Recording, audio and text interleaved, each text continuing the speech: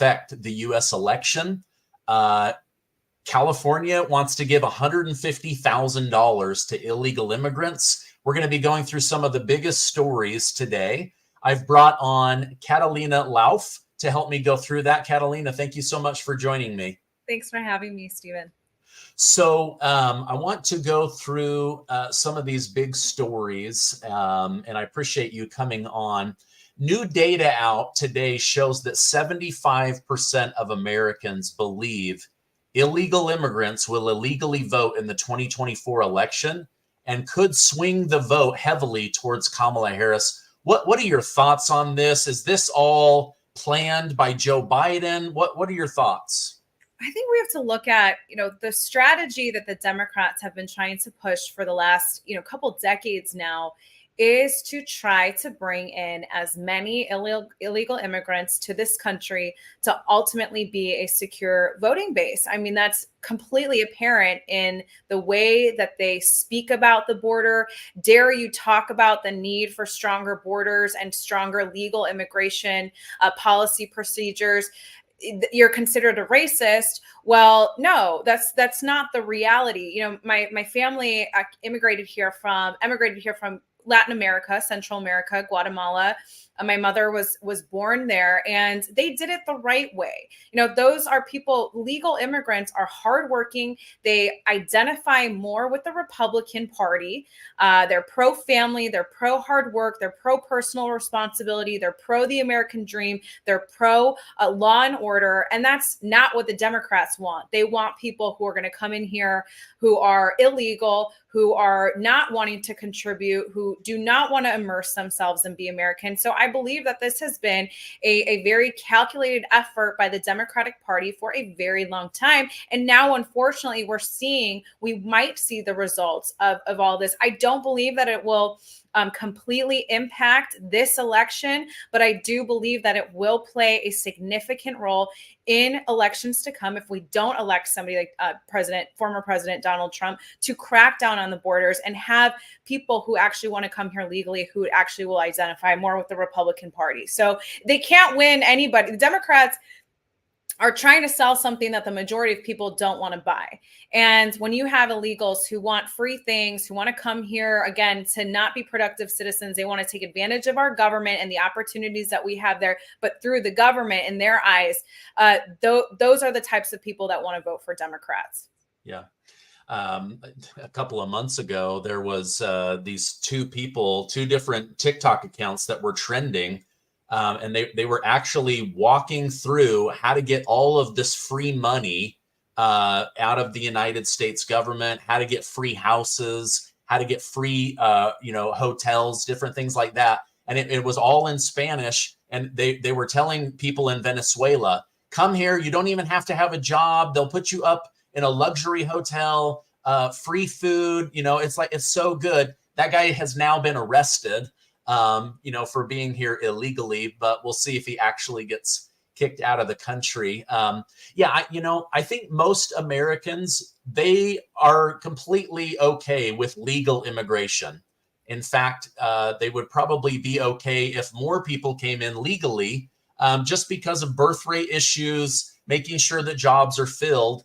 It sounds like a first generation immigrant. I am a fifth generation immigrant. Our family came here for religious freedom from Scotland and Wales and England.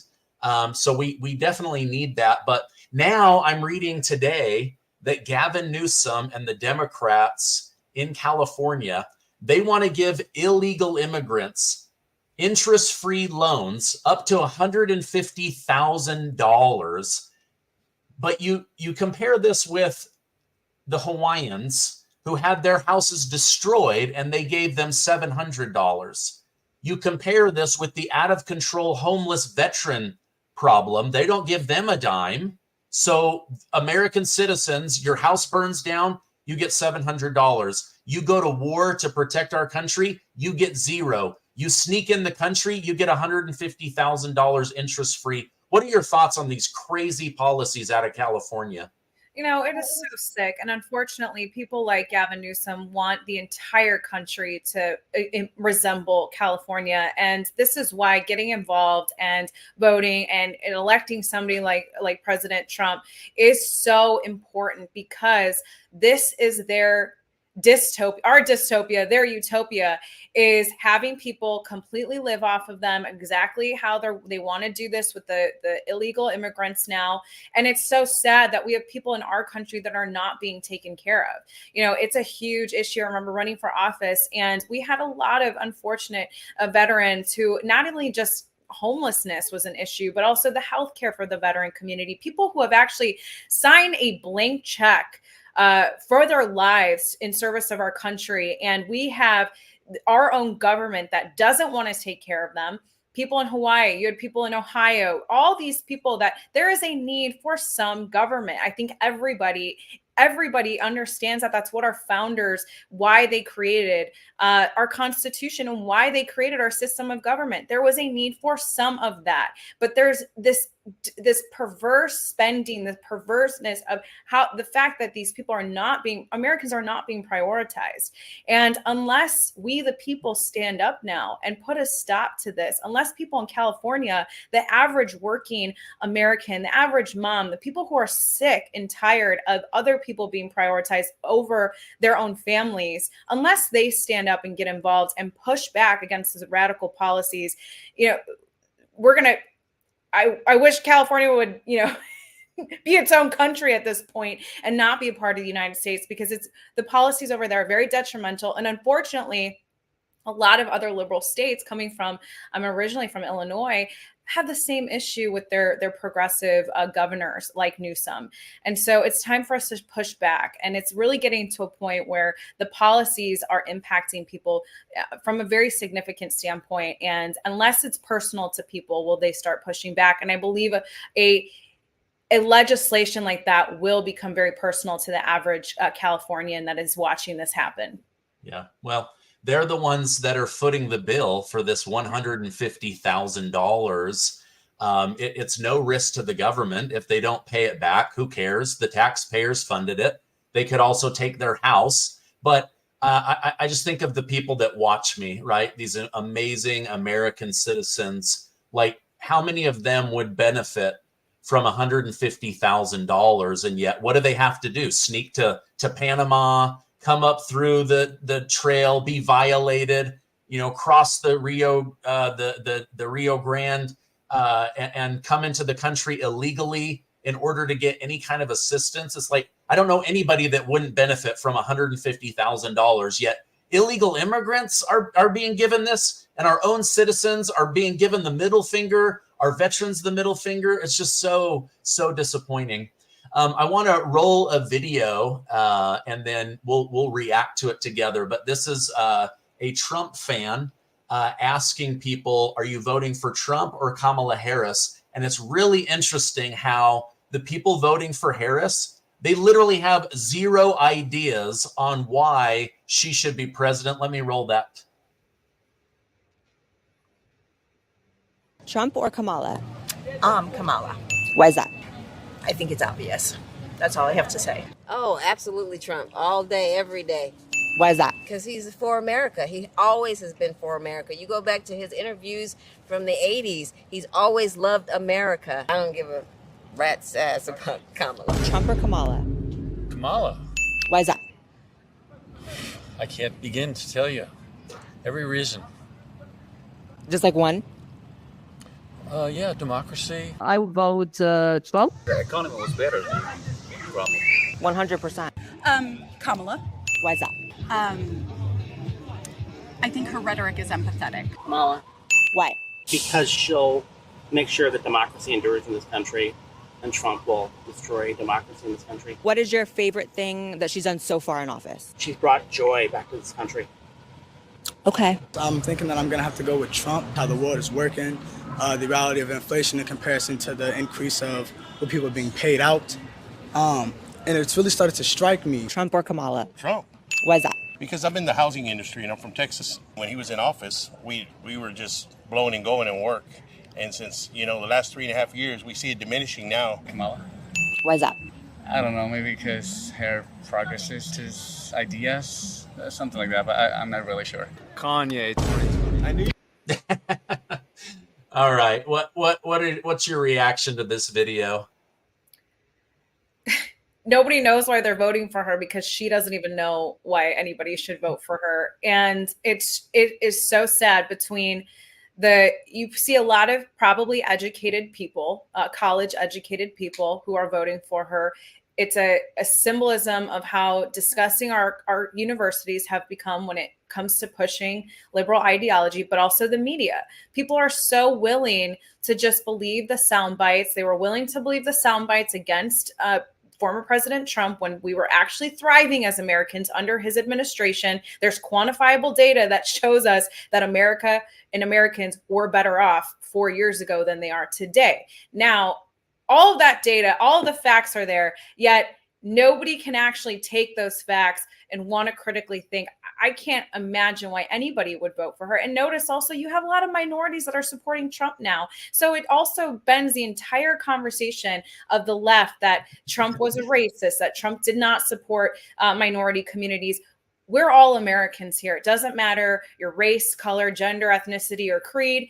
And ultimately, America was thriving under the Trump administration. And it's incredibly sad that people cannot actually see, they cannot look beyond their own little echo chambers and see the realities. And I think a lot of those people, I'd like to know, I'd like somebody to interview those same people to see if some of those people who are now pro-Trump changed over the last 4 years, because I think a lot of the narrative now has shifted. I think there's a huge push now in other channels, whether it's Twitter or social media, that are actually cutting down the censorship and actually allowing people to really make educated opinions and see videos. You know, that woman that said that that interview from the 1980s that's amazing that people are looking at, you know, what he actually, who President Trump, former President Trump actually is as a human being, where that was all people tried to silence that 4 years ago. And I think a lot of this now has come out significantly since he has not been in office for, again, unfortunate reasons.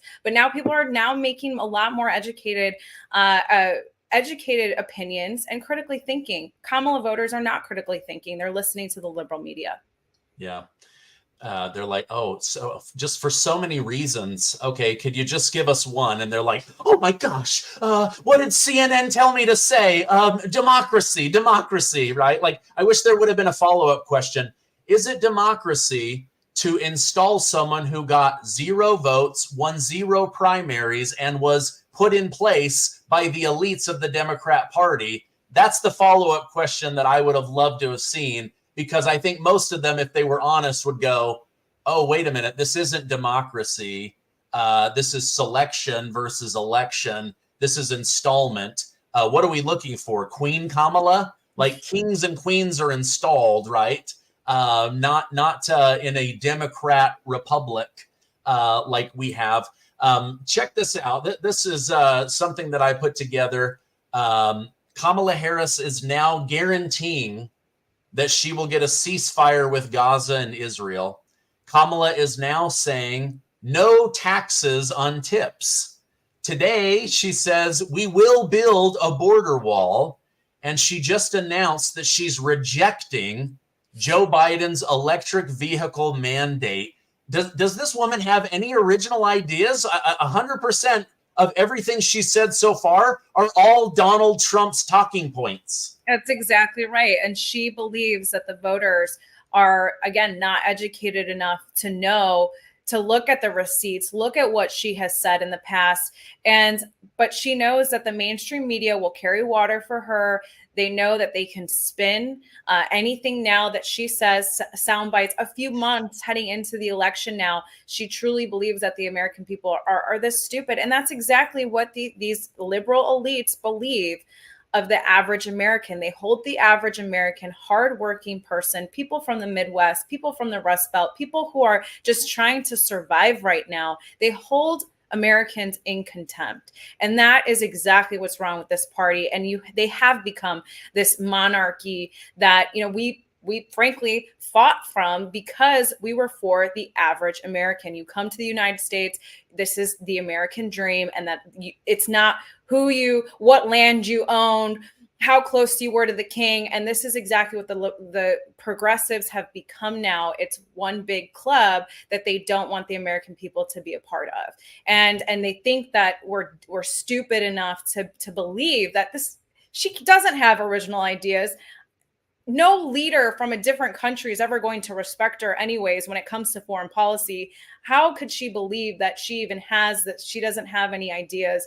And it's pretty sad that this is what we've actually come to, especially as a female. I'm not a feminist, but the fact that this is a woman here that could be the first female president. She is no Margaret Thatcher at all. She is an embarrassment, frankly. And it's really sad that this is what the Democratic Party has put up. Yeah. I do find it interesting that the very party that can't define what a woman is and wants men that think they're women to play sports and win awards now is demanding that only a woman can be in leadership. It's a little bit hypocritical, in my opinion.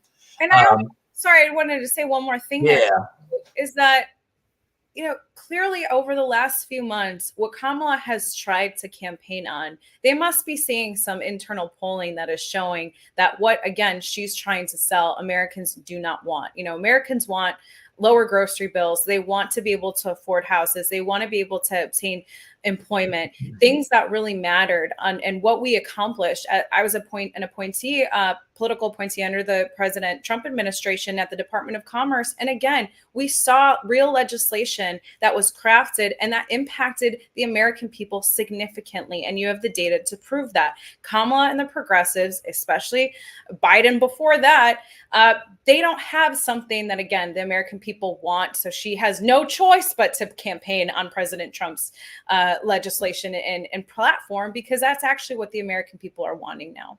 Yeah. You've probably seen this the last 3 or 4 days. The media keeps pushing forward this story. Hundreds of former aides for Mitt Romney, George W. Bush, and John McCain plan to vote for Kamala Harris. To me, this screams that they want someone who's going to take America to war. These 3 men played an enormous role in the U.S. government lying to the American people, wasting $9 trillion, killing people in the Middle East over a made-up story about weapons of mass destruction.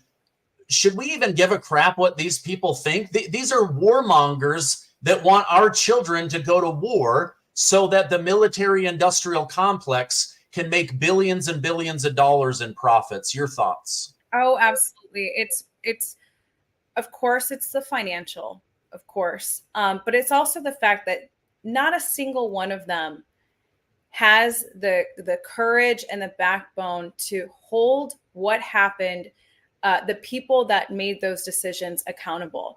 My fiance is a veteran. I have so many people in the veteran community that have supported, now more Republican policies, who are anti-war. We're for peace through strength. And to see what happened with the global war on terror, for a 20-year war, you have veterans that are sitting there asking, all for what? Yet the people that made those decisions, the people like those people signing those documents stating that they support Biden and they're, all of that, they didn't lose anything. They didn't lose brothers overseas. They didn't lose. There was a major cost to that war. There was absolutely no goals. And here you have people that are refusing to take accountability, and then they want to redo it over and over again. That is, to me, it is disgraceful. And you also have people who were part of the Trump administration, last administration, that were still part of that flavor of republicanism, the warmongers, the rhinos, that wanted to undermine President Trump's, at the time, his platform, because he was very anti-war. And so, of course, you're right. It's not beneficial to them financially, but also they don't want to admit that what they did was fundamentally wrong.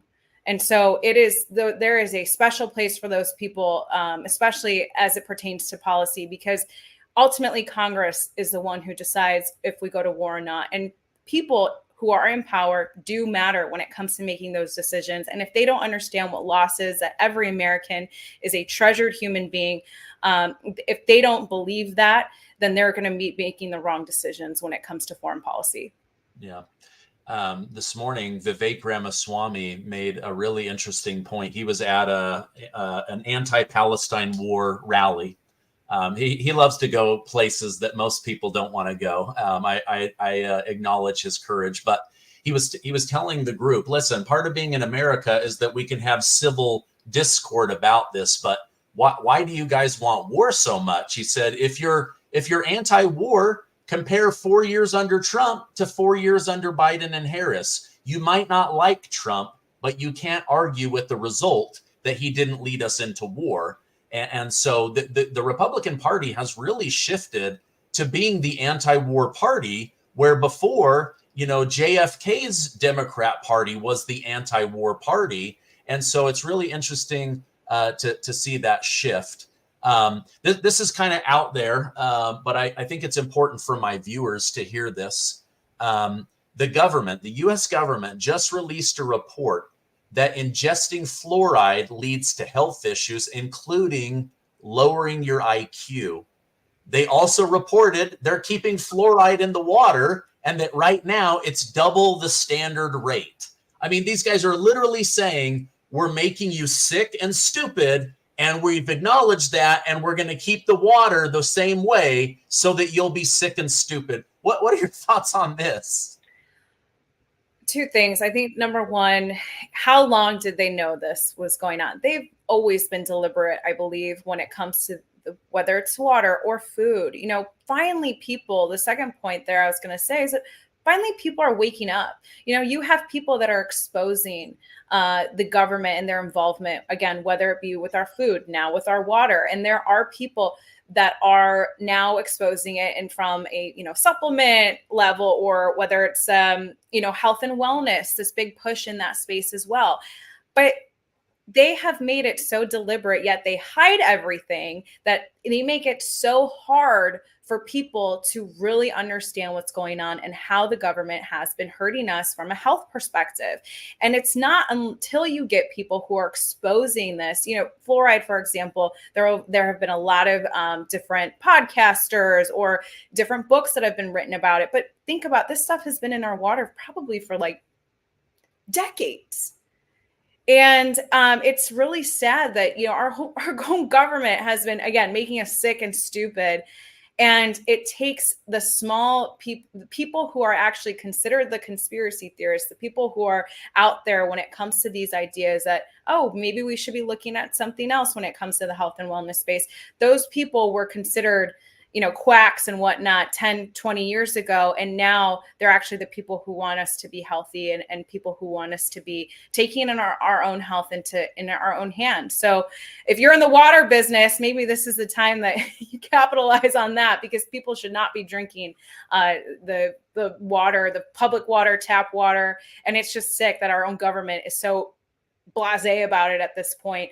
And again, people just, unfortunately, will probably believe them in whatever they say. Yeah. Well, when they say it makes you sick and stupid, I believe that part too. Several years ago, my wife and I, we started filtering all of our water, and we actually started using fluoride-free toothpaste for us. Our children, they're not allowed to touch it. And yet fluoride is in most of the water. That I think, and the reason I bring this up is RFK Jr. is now combining his efforts with Donald Trump, right? So you have Make America Great Again, and you have RFK Jr. saying Make America Healthy Again. And within just a few days of Make America Healthy Again as a new slogan, boom, the government's like, oh, by the way, we've been poisoning you since World War II because we didn't know what to do with these chemicals. Oh, by the way, we've been using artificial fertilizer on your crops, and that's why apples and fruit have half the amount of vitamins and minerals that they used to. Oh, by the way, men's semen count is 50% of what it used to be, but we don't know why people are struggling to have babies. It's like the government does not care. They don't want people having babies. They don't want people having brain cells. This is why I'm pretty anti-government if you really get to know me. But anyway, sorry, I started going on a rant. You wanted to say something? Yeah, think about though, some of these big corporations are just as much to blame. And because you go to a store, like if you go to a Walmart, for example, it's probably not until like probably the last 5 years that you could even find fluoride-free toothpaste. You'd have to go to a place like a Whole Foods and what does that mean? The average American probably can't afford a huge, a whole paycheck, Whole Foods grocery bill at the end of the day, or they're not, maybe they're in limited areas. It depends on what there's so much, I think, I don't want to say concerted effort, but I want to say that there are so many things that have always been working against the American people. And it's so sad that it takes, again, a health and wellness company or kind of these smaller people that are showing and exposing this. It takes that for people to be educated and to know about it, and takes a lot of research and effort, and also decisions on a family, like what you were saying with you and your wife. And think about the average kid, if they don't have parents like you two, they're drinking this stuff. And your government doesn't care about you. So we're probably on the same page. I'll agree with you 100% on that. Let's just end it like that. Yeah. I mean, I know the government's not all bad, but I'm at least skeptical about the government in just about every area. Something good did come out of the government, though. Mark Zuckerberg of Facebook testified in a letter to Representative Jim Jordan that, yes, he censored America's free speech. Yes, he lied about COVID. Yes, he helped bury the Hunter Biden laptop on behalf of the FBI and the CIA because the Biden-Harris administration pressured him to lie, control, and suppress information. What are your thoughts on this big bombshell story? All of the people who, like myself included, on these platforms that were being censored, things were taken down. We were called the crazies when this was actually going on. And I remember speaking with someone actually who was working for Congress at the time. They knew this stuff was going on way before Zuckerberg ended up actually publishing this. But I believe that it's just damage control. Either he has future aspirations and he wants to get it out of the way now, or now suddenly he's changing his tune and maybe this is his way of supporting Trump silently and trying to, not give a knock on the Biden-Harris administration. But it just seems all too timely now. And it's also just a I told you so type of moment that we can't always believe. Let's hope that a situation like what happened during the pandemic doesn't happen again. But let's know that if something does happen like that and people are being censored and this is going on, that it's not crazy to think that the government and these corporations again are colluding. Yeah. You just have to be so careful about what you read or believe online. My skeptical nature has protected me many times. I don't know if you saw this or not, but Wikipedia has been going back through all the references to World War II, the Nazis, Adolf Hitler, and they are rebranding all of it as a far-right organization when everyone knows that it was far left. And they're doing this. This is all propaganda to make you feel like, oh, wait a minute, if you're MAGA or you support Donald Trump or conservative values or Judeo-Christian values, you're far right, just like Adolf Hitler, just like the people that slaughtered Jews all over Europe. You're a terrible human being. It's just crazy the amount of propaganda that's going on. Even like Kamala Harris, right? Saying, oh, we don't need a wall. There is no immigration problem. These are vain ambitions of Donald Trump and his little ego. And then now she's saying we've got to build a wall. The illegal immigration situation's out of control. Like, why wasn't she saying this when she was the border czar? And now she's also lying, saying I was never the border czar. Just because I was put in charge of the border doesn't mean I was in charge of the border, right? What are your thoughts on this? the leftists want to be able to recreate history and to show. I think it's not just short term in terms of election and trying to push this propaganda. I believe that it's something that they want to do so that in 10 years from now too, they get to control the narrative. And this is why I think it's so important when you look at new forms of media, whether it's again podcasts, whether it's social media, Twitter being brought out by Elon Musk. It really gives people who are on the side of the American people, whether that's people who want to be elected someday, policy, people who care can actually speak about these topics and can actually push their own information, not their own information, but the truth, and have that cyber profile, for example, that digital footprint for the future, so that our side is told, the truth is told. And it's so, again, all these companies, Wikipedia, I'm sure is run by somebody who, is a leftist, but all these people who are controlling these means, these mediums rather, want to push their own narrative. But I have faith though, that because of the way things are changing, that people are waking up, that there are people now that again want to pursue government, people like RFK, that we're going to go through a time where people are actually our side and the truth will be told. Yeah, no, I agree. If you could tell me about, you have a PAC that is supporting candidates that you believe have great American conservative values, defense of freedom. Tell me about this PAC, this fund that you've been running. Sure. So I ran for Congress last cycle, and I ran as a Midwestern. I was, from the area in Illinois, and my mother, again, an immigrant, my father, a small business owner. And we really grew up embodying the American dream. And I was living during a time where I saw people, these younger women on the far left, the AOCs of the world, the progressive liberal movement, manipulating so many young people. And so I ran for office, again, unfortunately lost my race to a far left incumbent Congressman Bill Foster, who had been in office for about 20 years.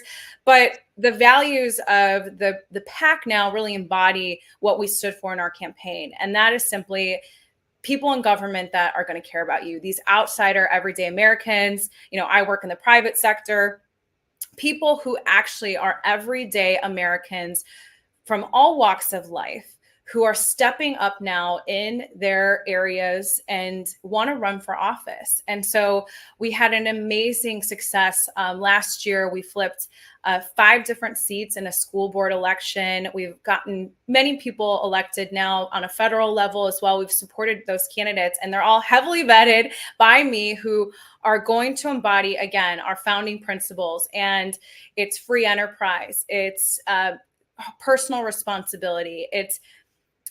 There's this amazing quote that Jefferson really wanted people in office to embody the virtue, the people that were there on merit. And I think that's why what attracted me to former President Trump and his movement was that he was an outsider. He did fundamentally understand the forgotten men and women. And we need more people in office who care about our country. They care about their fellow Americans. They care about the areas that they live in their communities, and they're going to be servant leaders. And so that's what the Defense of Freedom PAC really stands for. It's not just pushing against the communist ideas. It's actually putting money behind these candidates and supporting them. And that's a big problem too. If you run for office, you see just how both sides, how they work from a financial perspective. And I saw that there was a gap also in that, where a lot of people who were outsiders, who did not kiss the ring, who were not, coronated by their local, either Republican Party even or Democratic Party, the average person who wanted to run for office didn't get the support sometimes because of the powers that be. And so that's also another angle that we look at, are people who really can flip these seats, who are electable, but also are true, who are going to be true servant leaders and in the fight in defending freedom. Oh, that's amazing. Well, I want to put a direct link to your X account so that people can follow you there. But if they want to learn more about the defense of freedom, where can they find more information? Yep, dofpac.com. And Okay. just Catalina Lauf on all social media. So dofpac.com, dofpac.com. Yes. Okay, I'll put a direct link to that as well. Catalina, thank you so much for coming on, going through these big news stories. I feel like there's an energy, like things are moving in a good direction. We can't just sit back and expect Trump to win. We've got to continue to push that message of freedom, autonomy, meritocracy, America being a great, wonderful place. One reason I know that it's great is look how many people are trying to sneak in here. It really is a wonderful country. I've lived outside the country. I've lived in third world nations, and that is scary. And I don't want to see America become that. But thank you again for coming on. I hope you have a great